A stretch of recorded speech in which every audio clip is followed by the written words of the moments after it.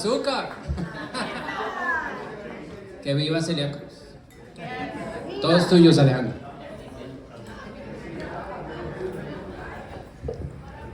Good evening, everybody, and thank you very much for coming in the middle of this rainy and cold day. But Latinos make things happier, easier, y tenemos ese calorcito que definitivamente nos hacía falta un día como hoy. Thank you so much for coming. I'm very grateful that you all decided to come here in the middle of the week, Tuesday, to join and learn more about American Values 2024. American Values is a non-profit created to support the presidential campaign of Robert F. Kennedy Jr. And we are very excited about showing you a video and a message. But besides that, we have one of the co-founders and leaders of the American Values 2024 non-profit. His name is Tony Lyons. He decided to join us, and because of them, we are here today. They are sponsoring this beautiful event, our food, drinks, so we are very grateful for this opportunity. I would like to welcome Tony, and thank you for coming. I know you're coming from Midtown, right?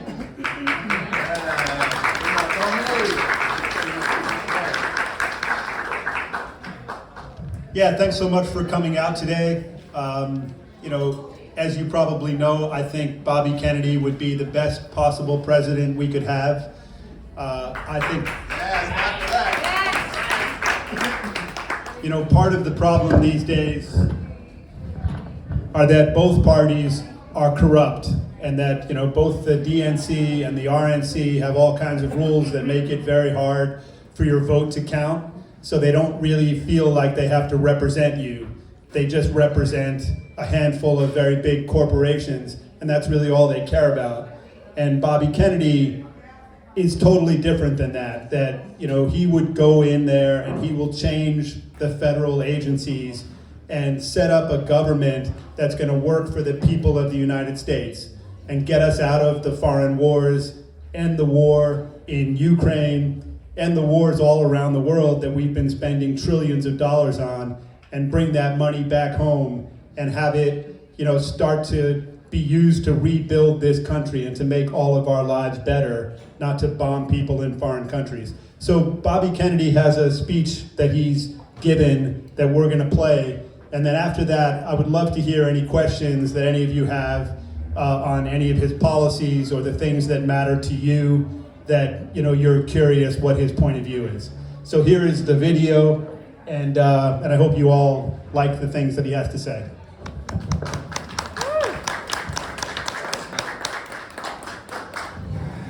Queridas Latinas, y gracias Alejandra por organizar esta. Yo soy Robert Kennedy y les agradezco sinceramente su apoyo.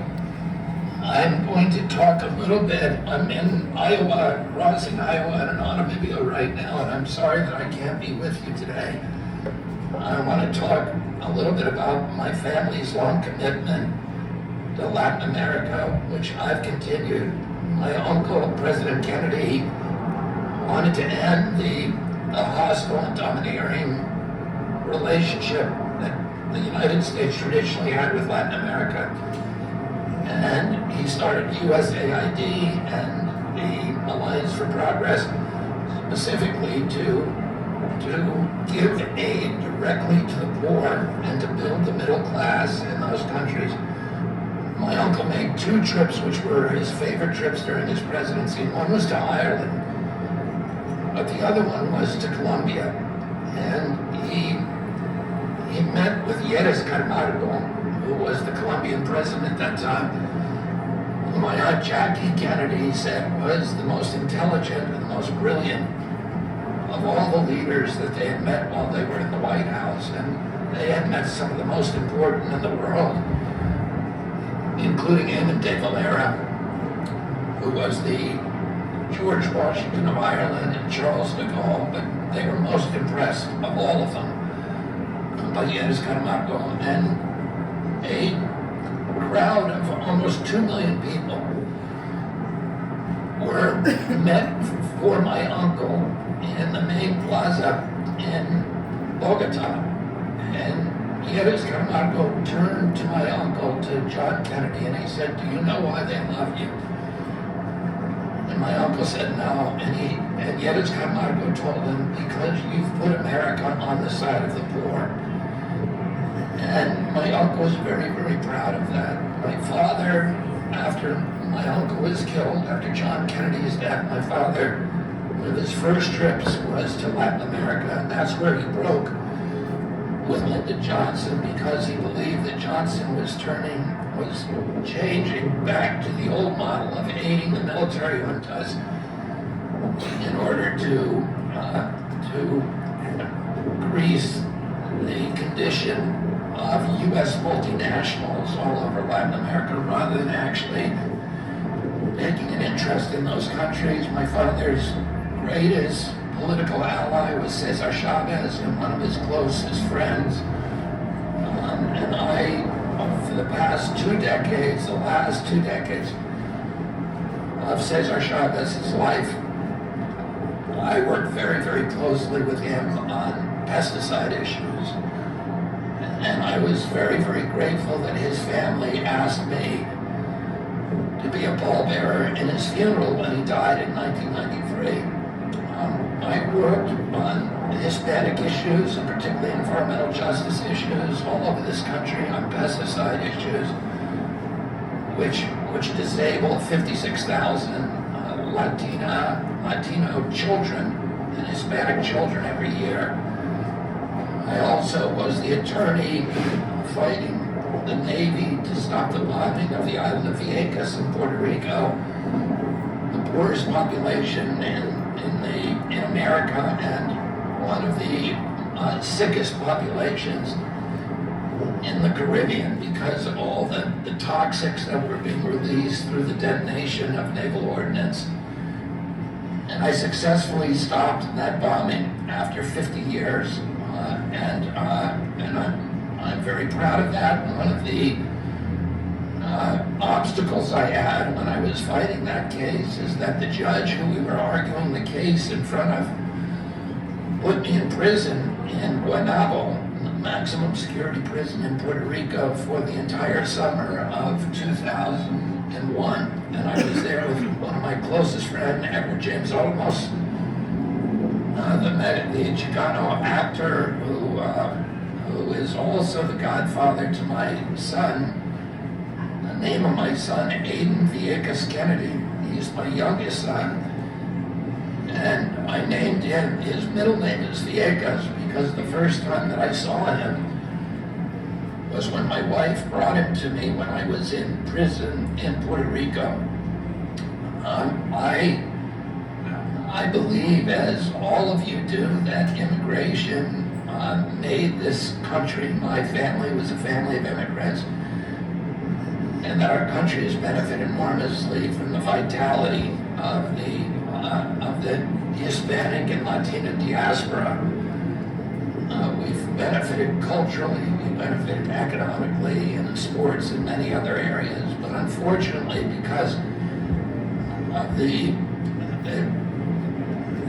diminished condition of the middle class in this country, Hispanic and Latino Americans are often have the most precarious positions and are suffering from the great disparities of wealth that we're now seeing in our country, from the destruction of the middle class, from the crisis of debt.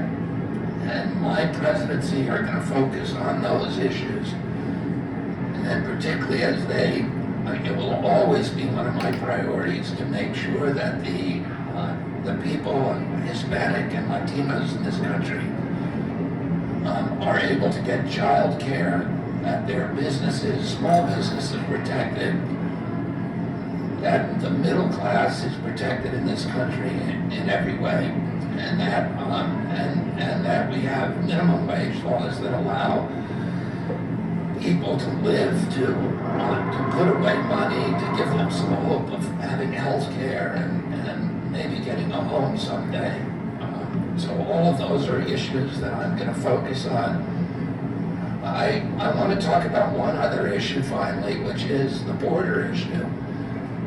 I went to the border. I originally opposed the wall of the border that Donald Trump was proposing. But when I took my recent trip to the border, a lot of the issues that a lot of the things, I've learned a lot about what's actually happening down there. And I can tell you what the end of that video had on it, and it Bobby Kennedy went down to the border, spent a couple of days there, and found that the only policy that's currently in place is to do the opposite of everything that Donald Trump did.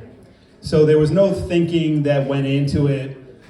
They took down the cameras, they took down lots of the fences, just to undo anything that Donald Trump did. And the idea is that we need to have real policies that are not based on partisan politics, but are based on what's really best for the people of this country, and even for the people coming in to this country. So if you come into this country and you don't have a green card, and you don't have any way to start a bank account or to start a life, and you're, even if you're trying to play by the rules, you're put in a situation where you're given a court date in 7 years. So you have nothing to do for 7 years other than break the law, basically. So there's no real policy. So the problem is that we need a president who's gonna come up with something better. And what Bobby Kennedy has said is that he's gonna give a much faster pathway to citizenship. That the people who come into this country who are working hard ought to be citizens of this country quickly. That if you work here, if you help build the country, if you play by the rules, you have to be treated fairly. That you're an American if you work here. So, one of the things that he talks about doing is starting to, give an ID to everybody who's in the country. Because, one of the problems that we have is if people come across the border and they don't have an ID, then they're not going to be treated fairly. So they're going to be taken advantage of by corrupt companies who are going to pay them $5 an hour, treat them badly. Then they can't start bank accounts, they can't pay taxes even if they want to because they're scared that it's going to result in them being kicked out of the country. So it's just such a ridiculous policy that doesn't benefit anybody. And it actually hurts, millions of people in this country who have worked hard for the last 20 years, who have higher salaries, who have better lives, who then have to compete with people coming in who are willing to work for anything and who are taken advantage of by all of these border companies. So what I'd like to do now is ask you, any of you, whether you have any questions of what Bobby Kennedy's policies would be and how they would work. Good evening, everyone. Buenas noches a todos. My name is Manuel Rodriguez. I am a local Bronxite. I'm a New York City resident. I'm a veteran advocate and a local political person here in New York City. So my question to you is, where is RFK on the issue of open primary? We have 11 million independents and God knows how many conservatives that I'm more than sure are curious about Robert F. Kennedy as far as including them and becoming inclusive within the DNC or even the Republicans as far as, the open primary issue. Yeah, so that's a very easy question. Bobby Kennedy wants everybody's vote to count. And the DNC in the last couple of months has been doing everything they can to make people's votes not count.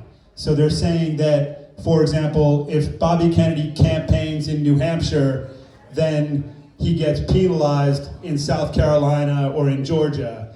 And if he campaigns in the wrong way in a certain state, they're going to penalize him in Iowa. Or, if he doesn't get more than 80% of the vote, then he can't get any delegates in certain states.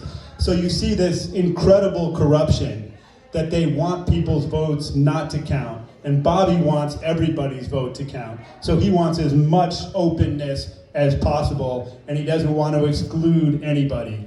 And that's why this two-party system hasn't been working. And he's been saying time after time that it's really you know, even though he's a lifelong Democrat, it's really not about right or left.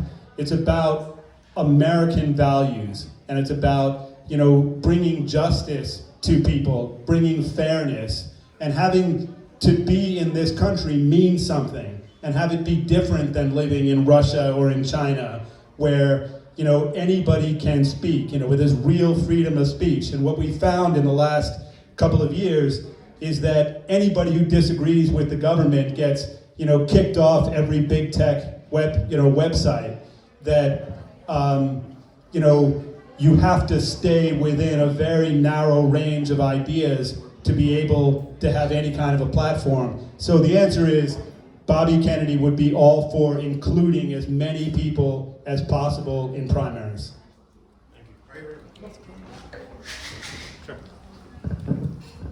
Hi, thank you. I'm one of the Perez sisters of Cafecito Break.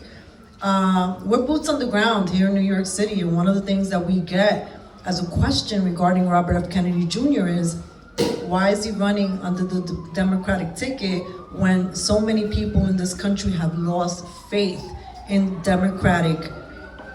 Democrats and in Democratic policies?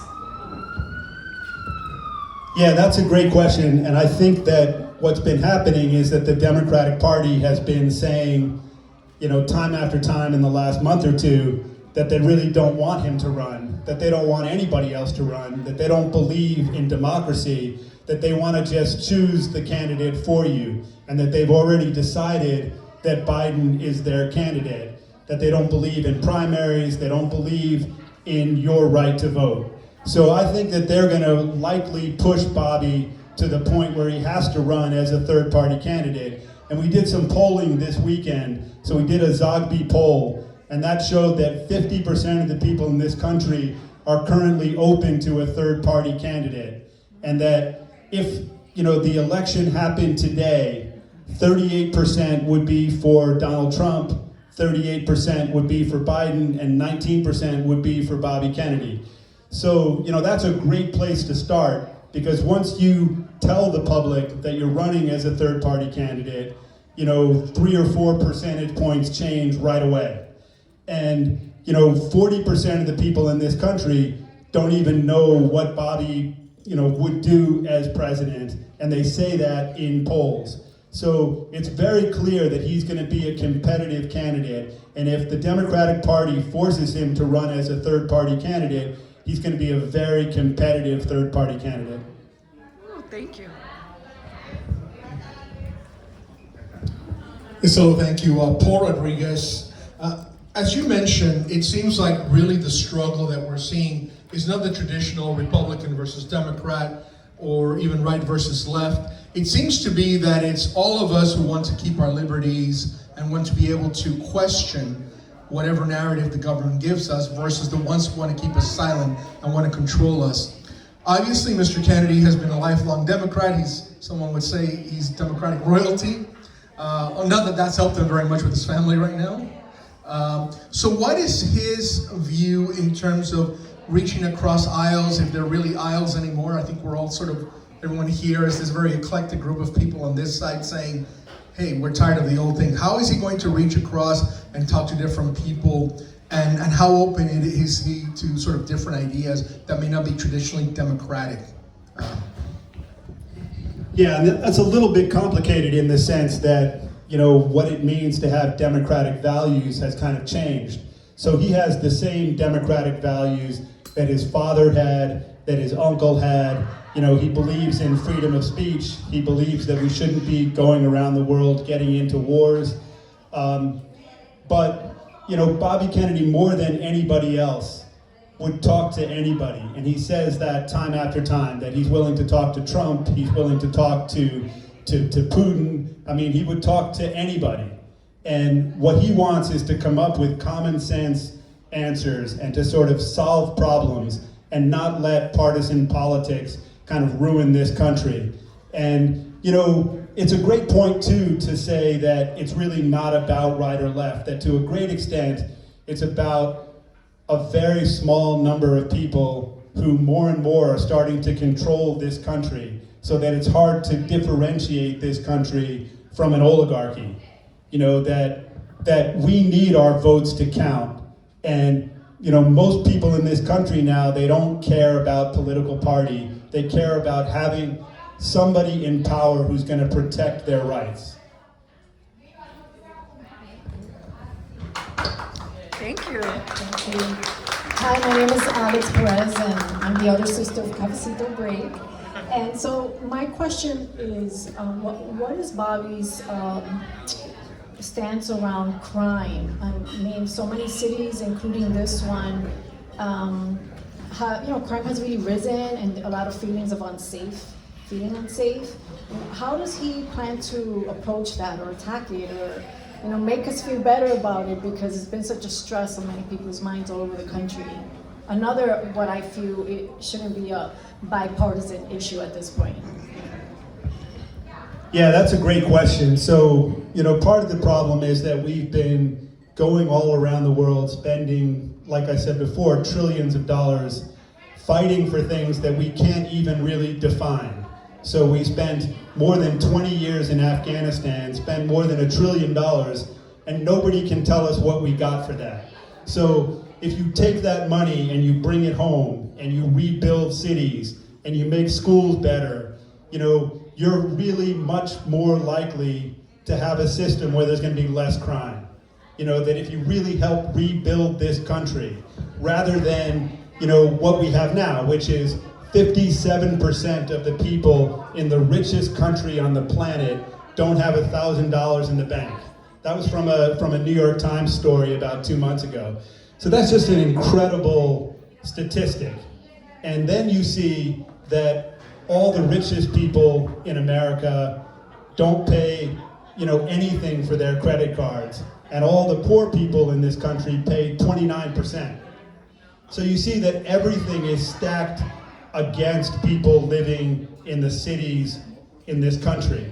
And if we can reframe that focus, then I think you're going to see crime rates going down. And the other thing is that if we have a real border policy, which is not to say that we need, that we're going to have fewer people come into this country, but it's going to say that we have an organized process so that we're not just dumping people without any plan into big cities. And that's what's been happening, and that has to lead to greater crime. So poverty leads to greater crime. Having no border policy leads to more crime. So, Bobby Kennedy is going to have common sense ways of dealing with these, questions and these problems. All right, one last question, Tony. You got to go. This lady right here. Hi, good afternoon, or good evening. My name is Damaris Monet, and my question for you is in regards to environmental policy as to how will Bobby bring it so that working class families and lower income families can afford to buy into a better environment? Or did that make any sense? Like how, so in regards to policy changes, they greatly impact people of color, and we do lack environmental justice, but how does he make environmental products such as solar paneling become affordable for working families and poor families, and energy savings products like CFL light bulbs, right? So a lot of those things, in order to be environmentally considerate, are very expensive. So is there a plan on how to make the rest of the country to buy into, afford to buy into being better environmental stewards? Yeah, that's a complicated question. I don't have a great answer to it, but I would say that part of the problem with the environmental policies now, Biden came into power saying he was going to be totally different than Trump and he was going to really protect the environment. But when it came down to it, he's done all the things that he promised he wouldn't do. So, he allowed drilling in Alaska almost right away, so the price of oil goes up for 1 month. He changes all of his policies. He goes back on every promise that he made. So the problem is that we have politicians who are really protecting the big oil companies, the big agricultural companies, the big banks, and they're not protecting, the workers of this country. And that's something Bobby Kennedy would definitely do. So I think that there are a lot of ways to make environmental justice, real in this country. But you have to have politicians who are not controlled by a handful of gigantic, multi-billion-dollar companies that are getting tax breaks, that are getting everything done for them and nothing done for you. All right, Tony, Alejandro wants 2 questions from the Spanish media. Yeah, sure. Spanish here, one here in Spanish. Hola, buenas noches. Mi nombre es Leo Cervantes de Highlands, Nueva Jersey. Y yo últimamente escucho en la televisión que los candidatos hablan de los carteles, de las drogas y de ese tipo de problema. ¿Por qué nunca hablan de las armas, de quién suple a los carteles de armas, de dónde sale el dinero que va a los carteles?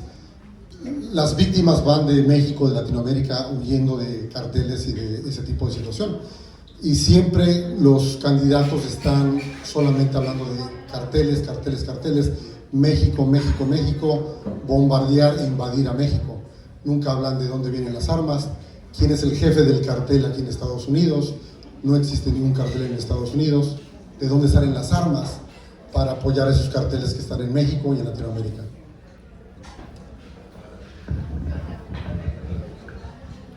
So his question is in regards more the narco traffic and the cartels in Mexico, and how Boris is going to address those people who are having arms and they're criminals. And but give me one second. I can say it in English. Yeah, no, I asked them, they said in Spanish. So basically, lately I've been hearing politics, people running for office, always talking about Mexico and cartels, and oh my God, they're so bad, they're so this, they're so that, right? Who's providing the cartels with weapons? Who's sending money to those cartels? Who are buying all those drugs? Who is the cartel here in the United States? Everybody's talking about invading Mexico, bombing Mexico, killing in all the cartels. What's going on here? What can we do here for people? Who is willing to talk about the real problem? Not only selling a cheap story about cartels. Let's bomb it to gain votes and stuff like that. So who's willing to talk about the seriously about this issue? Is it our guy here? Yes, definitely. So that's an excellent point, because there's so much corruption here at such a high level, and it's sort of like when politicians talk about China or about Russia, and they talk about how they take away people's freedom of speech, that they take away all kinds of freedoms, but they don't talk about the fact that that happens here too, and that there's so much corruption here. And so the cartels and the situation there is part of our policy. It's part of the system that we've set up that we're not willing to fix. So when we have a policy, Bobby Kennedy was at the border for 3 days, and he found that the stories that you read in all the newspapers here, that they're just not the truth, that there are people coming into this country from all around the world, that they're flying into Mexico City, and they're dealing with some guys from cartels, paying them money, but it's a system that everybody knows about, and they then get to the border. They're just allowed to walk across the border, so there's no modern country in the world other than the United States where you can get on a plane, fly to that country, not have to show a passport or anything. When I come back to the country, I wait online for 2 hours. You can go to the border there, you can just walk across, and they will then give you a ticket to anywhere in the United States now. That's the Biden policy. So these are crazy policies. They don't benefit anybody. They encourage the cartels. They create that problem, and then they talk about bombing people for it. So it's just another reason to go and bomb people, to vilify foreign people all around the world, and it's not a real policy. So that's Bobby Kennedy's thought, is that we need to have a real common sense border policy. We need a lot of people coming into this country for all kinds of jobs. We have an obligation to have a lot of people come into this country. We have a moral desire to have people come in from places where they're treated badly, but we need to have it be an organized policy, and we need to have a long-term plan, and we just don't have that now.